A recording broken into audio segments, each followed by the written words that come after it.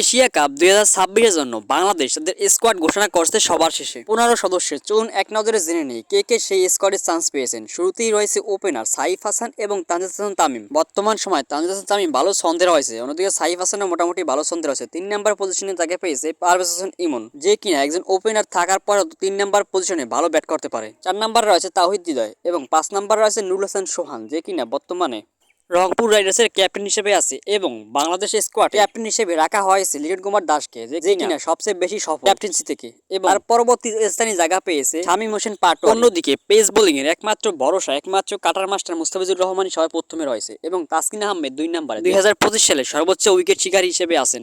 অন্যদিকে তার পাশাপাশি তানজিদ হাসান সাকিব, সাইফুদ্দিন ইসলাম পেস বোলিং এবং অলরাউন্ডার হিসেবে রয়েছেন। এর পাশাপাশি স্পিনার অলরাউন্ডার হিসেবে আরও দলে জায়গা পেয়েছেন শাক মেহেদী, নাসুম আহমেদ, রিশাদ হোসেন, যে কিনা বর্তমান সময় লেগ স্পিনে অন্যতম একজন ভরসার নাম।